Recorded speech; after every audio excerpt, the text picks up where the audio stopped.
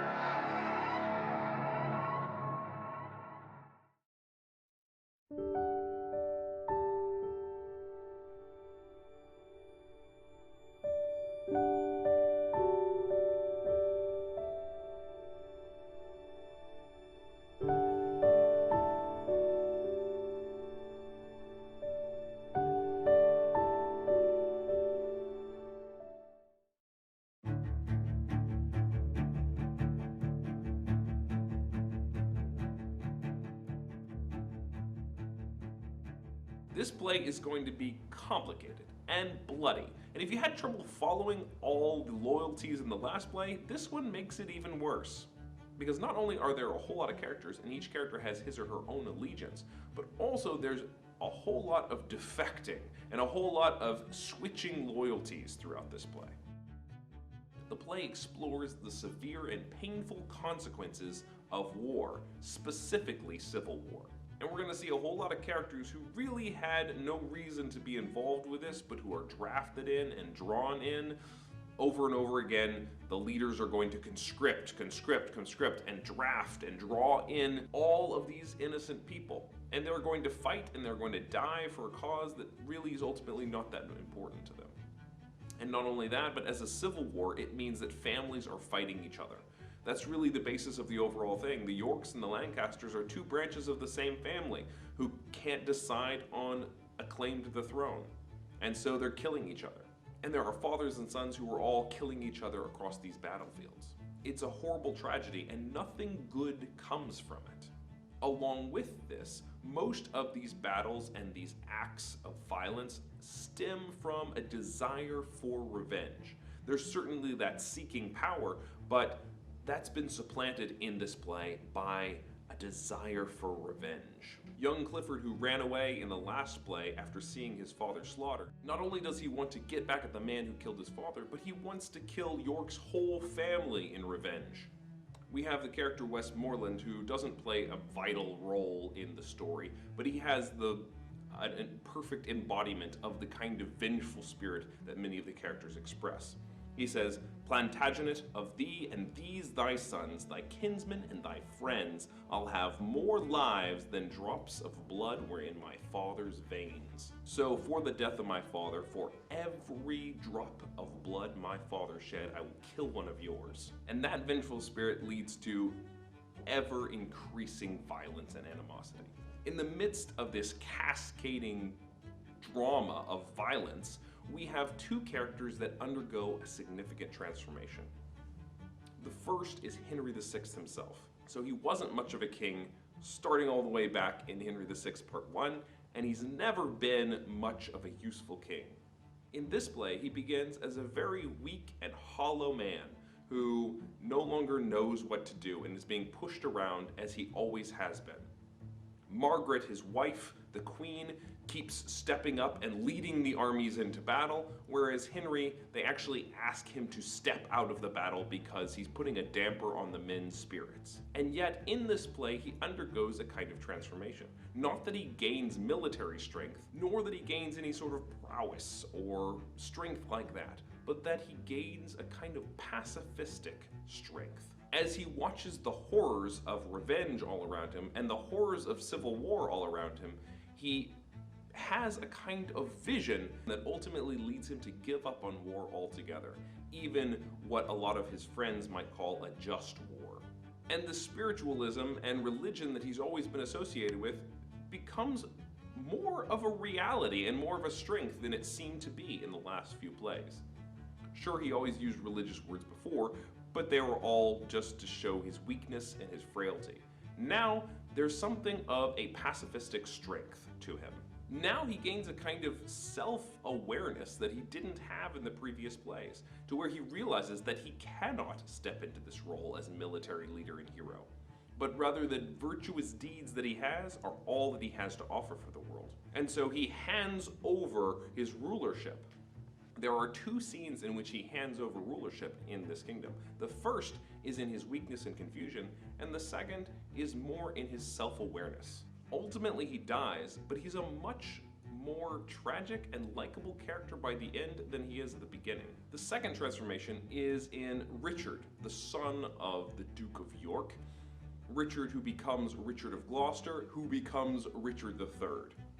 And we know Richard III as the iconic villain of Shakespeare. But his transformation into a truly evil and rotten person happens right in the middle of this book. As he comes to discover that the things that most other people seek after cannot ultimately satisfy him, he finds a need for absolute power, and comes to decide that because absolute power is the only thing that can truly bring him happiness, therefore it must be got at all costs, casting aside any of the moral codes of his day. And so, to some extent, Henry VI's tragic holiness becomes a counterpoint to Richard's tragic evil.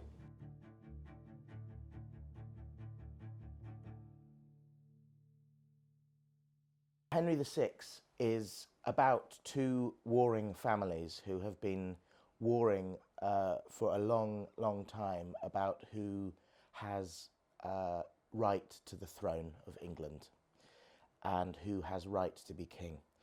And you have the Lancastrians on one side, who are whose lineage is Henry IV and Henry V, and then Henry VI, and you have the Yorkists, who eventually put Edward on the throne to succeed Henry VI, and then Richard, Duke of Gloucester, Richard III. So that's the historical context of these striving families. So Henry VI, in Shakespeare's play, is a man really on a quest for peace, both inner peace with himself and the tension that exists with being a king and governing over disloyal subjects, and his tension with trying to maintain peace, and then his own, as I said, his own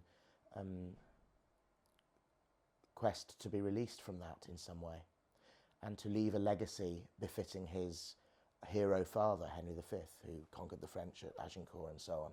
So he, the power vacuum that was left after his father's death is huge, and he struggles with that.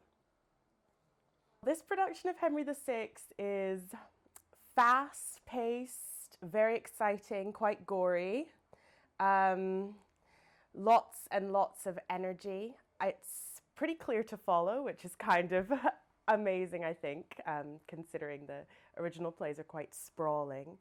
But yeah, we've really condensed them. It's kind of like a shot of Shakespeare, you know, as opposed to a long meal. Yeah, but it's great. It's a bit like trying to do describe Game of Thrones in a sentence, because it is very much sort of in that sort of canon was inspired a lot by the writings of Shakespeare and all the sort of affairs and the murders and everything like that you get in the canon of Shakespeare plays. So yeah, our take is very modern. It's very, it's a really physical. They're both very physical plays. Henry VI especially, and we've added lots of blood and mud and that sort of thing to proceedings, which doesn't hurt. And we've sort of taken to sort of make the War of the Roses clear. The Yorkists are in white after the White Rose, and the Lancastrians are in burgundy after the Red Rose, but they're sort of like sports kits, which I think the audience quite enjoy when we get into the battle scenes and stuff like that. So there's a sense of humour that runs through them as well, which is in the writing, but I think we've also, as an ensemble, really enjoyed adding to that and sort of drawing that out. And it's been an amazing year because we've done the whole histories, really. We've gone through Henry IV, 1, 2, Henry V, Henry VI, condensed into one evening, and Richard III. And so we've seen how Shakespeare writes these different characters in these different worlds, and how different Henry VI, their earlier plays as well, are to those Henry IV, V plays. And I think that is, Henry VI is the play that is most for now, just in terms of the factions, in terms of how we see so much more of the commons, what the real people on the ground doing the daily grind feel about the aristocracy or the oligarchy. And I feel like that is, you see it through Jack Cade, you see it through all the relationships that Margaret has with the petitioners. And it's kind of like, yeah, you really see a lot of the similarities to now through them, I think. So it's probably my favourite. Well, in the early days of rehearsal, it was literally, I'm just going to put on a hat of a different kind, quite literally, so I know I'm a different person, like at the stage where you're still working out who everybody is. And also, because everyone else also plays several characters for the most part, it's like you've just about worked out who you are, but you're like, oh wait, who are you in this scene? So yeah, it was very, I'm not a method actor anyway, but it was very much about making big sort of bold offers with the props and the clothing, and we had lots of things in the room we could just pick up and play around with. And so I didn't really think too much about it to start off with. It was just like, I need something that reminds me I'm a different person now. And other people were like, I need something that reminds me I'm this person. So we could start to map out who everyone was and our tracks. We also had a lot of really unconventional rehearsals where we were like, okay, so we're going to have blood, we're going to have mud, but how can we use it? How does that function? So we had whole rehearsal calls where we would just, there were wheelbarrows of like mud and turf and all sorts of things, and we were just rolling around in the mud trying to go, if we used mud at this point in the play, what could the scene look like? And we would be in groups, and we would each offer up some ideas of what we could do with the mud. And same with the blood. It's like, right, there are many ways to burst a blood bag, or there are many types of ways to get fake blood into a scene. Where could it be most powerful? And then we'd have a whole morning just throwing fake blood at each other, up the walls, So yeah, it wasn't, I don't remember covering that term at drama school, but that's okay, because yeah, like I said, it was sort of, my approach on this one was just sort of have fun, make lots of big bold offers and just be quick to adapt. Yeah. We have loads of cross gendering in the cast. So Richard is played by a woman, and you're right, I'm playing a princess who then becomes a queen, who then becomes a warrior. And I think that's quite interesting because she the idea of what is feminine with Margaret is really explored. Like I said, she becomes a general of an army essentially. And that is traditionally a more masculine role. And so all of these things came into play in rehearsals, like what is gender, like how much of gender is a performance.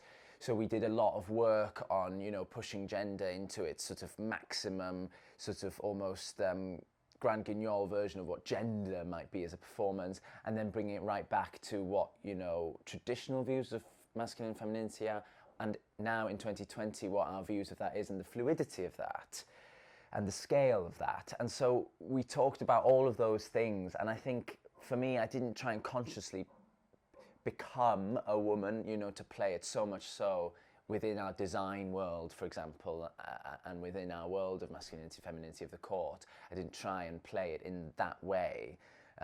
It was more of a sort of amalgam of what the different pieces of Margaret's character are as we go through the journey. She's sort of the most feminine at the beginning in many ways, because she enters a really masculine world of the court, and then I think she does take on some of those aspects that she sees around her, but she's sort of like maybe performing that for her own gain rather than becoming more masculine, if that makes sense. Well, I play quite a range. The Duke of Suffolk is like a classic disruptor. Comes in, he's like fallen in love with Margaret in France, and he's doing his best to use his connection with Margaret to kind of maneuver up the ranks of English society, and he plays very fast and loose with that, and it eventually costs him his head. And then young Clifford is a real, I love young Clifford. He's a real like tragic character, I find, just because there's this theme in Henry VI about fathers and sons, and how this really bloody war affected families of England. And young Clifford loses his father at the beginning of the war, and it kind of sends him on this sort of spiral of grief and brutality, and he ends up killing the youngest son of York. And yeah, just some pretty brutal things out of grief. And then Elizabeth is, she is a character that continues from Henry VI into Richard III. And she sort of enters the play in like the last third, and is just trying to sort of get back her lands, because she's just lost her husband, so she can have lands for her children. And she finds herself engaged to the new King of England, and sort of gets swept up in this questionable family, the Yorks, and eventually finds herself at the mercy of Richard. So yeah, I mean, it doesn't really end well for any of my characters, but they're all really exciting people to play, I think. She goes through a huge journey. She arrives in England as a foreign princess without any dowry, so she's very controversial from the off. But she also enters into a court which is totally full of factions and infighting, and very quickly asserts herself, very quickly, shrewdly and smartly sees what needs to be done. So those are some of her initial qualities. And then as she develops, she becomes a leader of an army. So she crystallizes those qualities into ones of military leadership. And she's an incredible tactician in terms of her diplomacy as well. And I think she's full of love for Henry. I think that was a discovery we had in the process. It's very easy to read it as sort of, oh, here she comes, you know, a she-wolf, as York calls her. She comes in and she's radical and she shakes things up just for her own ego. But actually she's incredibly tied, I think, to the bonds of love. She doesn't just think Henry is a total pushover. She does see moments of real leadership in him. And of course then she has her son with Henry, and then a lot of that focus tilts towards making her son the rightful heir and the next king. But it's fascinating to be able to play, because he doesn't have, he has a big speech, and he becomes more present towards the end of Henry VI, but there's large portions of it where he's just in the scenes. And it's so great because you get to see all the murders that you talk about in Richard III. I've been at, I've seen, I've done. And you have this whole wealth of the knowledge of the fact that it was everybody fighting everybody else. No one was spotless in Henry VI. Everyone did as much murdering as I did. So I was like one of the boys, like really approved of, like a really valiant guy, right up until I decided to start killing people at the beginning of Richard III. I'm like one of the gang. So that's really fascinating, because you might, if you just do Richard III, you think you don't have any of that experience of being part of the civil war beforehand, where everyone was bloody, everyone was grabbing power. There was no righteous and good side and bad side. It was like just every man for himself. So when Margaret comes on and goes, you killed this, that and that, you killed my husband, I'm like, yeah, you killed my father, you killed, and I watched that, I saw that happen, so I feel, angry about it. He was, I think he was crowned at 9 months old. The country was in the protection of Humphrey, Duke of Gloucester, the Lord Protector. And yeah, I think he probably was. He can be judged as a weak king. For me, it's not been a very useful way of, it's a very difficult thing to play that and to tell that story. That's more a symptom of somebody. And my exploration has been who that somebody was that allows that vacuum of leadership. Traditionally, he's been seen as a very weak king, as very easily led by other people, and particularly by his wife, Margaret of Anjou, who is infamously domineering. It's often felt that he was just naturally not very manly, and that right from his birth up until his death, when he was murdered, that he never had the potential to be a good king, and he was always doomed to fail at being a king. But I think if you look at the evidence in context, if you look at events as they unfolded, you get quite a different picture of his kingship. And we know that he became ill, he had a mental breakdown in 1453, but if you look at the years just prior to that, he's actually starting to become quite an effective king. There's a rebellion against his rule in 1450, but that's dealt with, and he starts to rule effectively and strongly.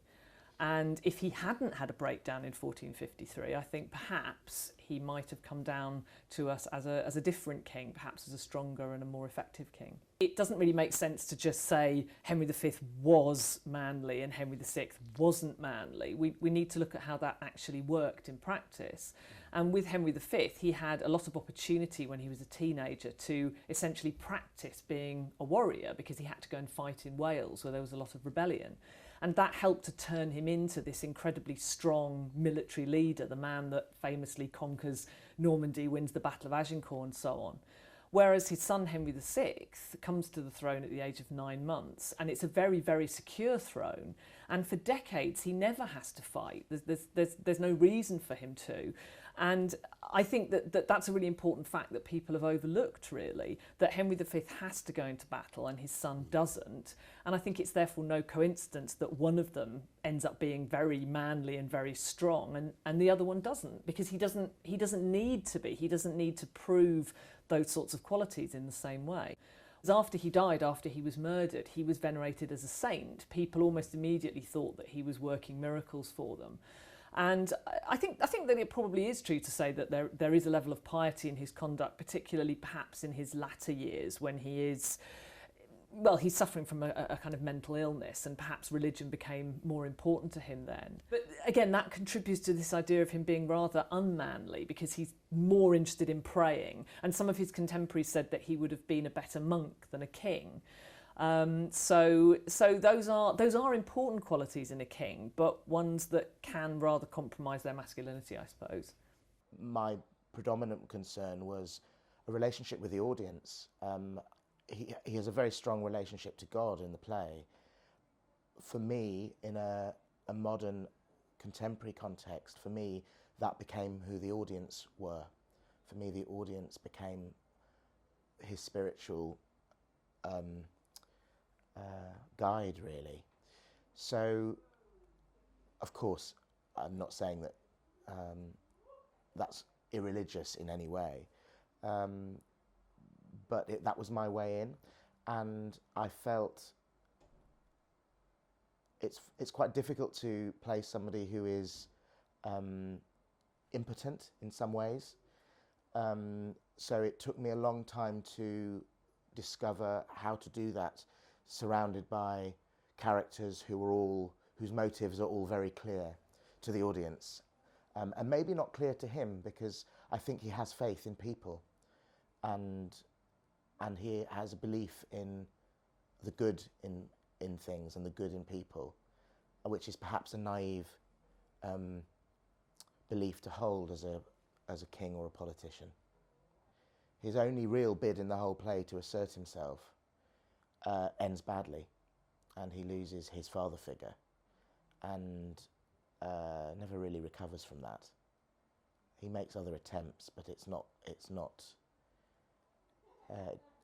doesn't come to anything.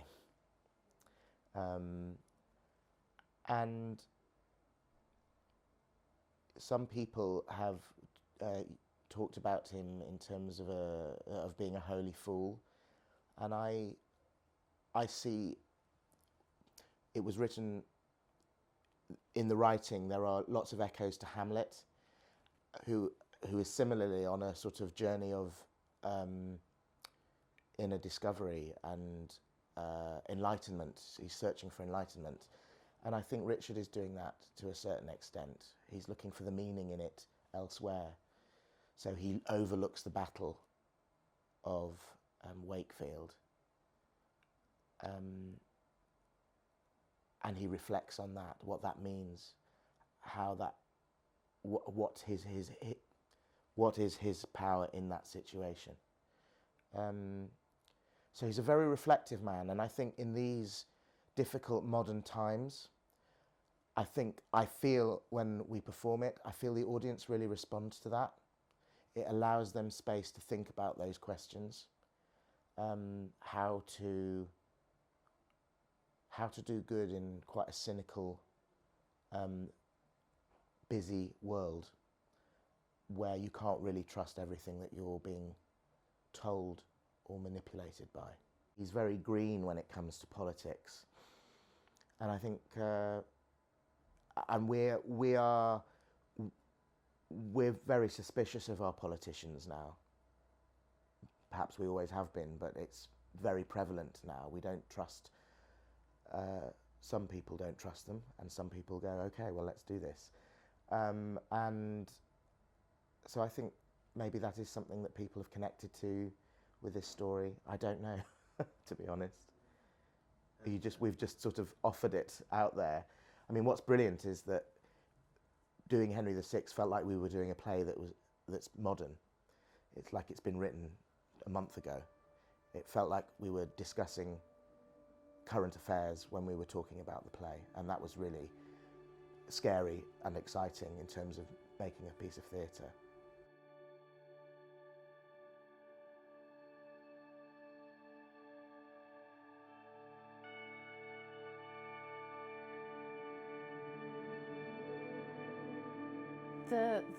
The space is, I think, a really beautiful one, but it's also, I think, very seductive to audiences. It's not, I don't know how many other candlelit theatres there are in the world, and even when it's not candlelit, the ceiling is really ornately painted, and so you kind of know if you've not grabbed their attention because the space will upstage you, and you've just got to be okay with that. And I think you've just got to, I think, not ever take for granted that people are going to sit and listen, which I think is really healthy, that you have to sort of earn the audience's eyes and ears, and really make sure that even the people at the back, because there are people that stand and their sight lines are really different. I think, yeah, just having to be really mindful of every single person in the space and sort of really match the colour that is literally in the architecture of the space with what you're doing on stage.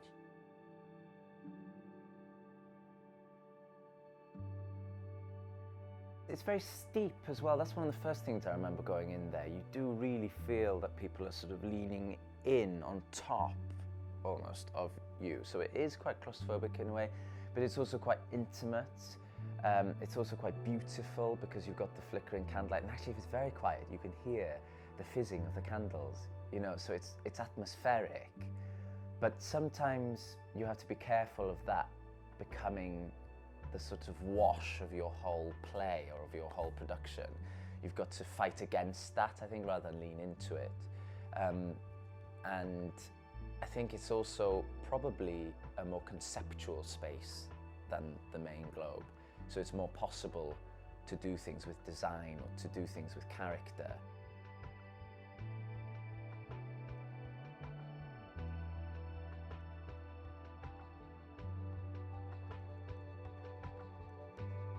It literally is night and day from being out in the main space in the summer to inside.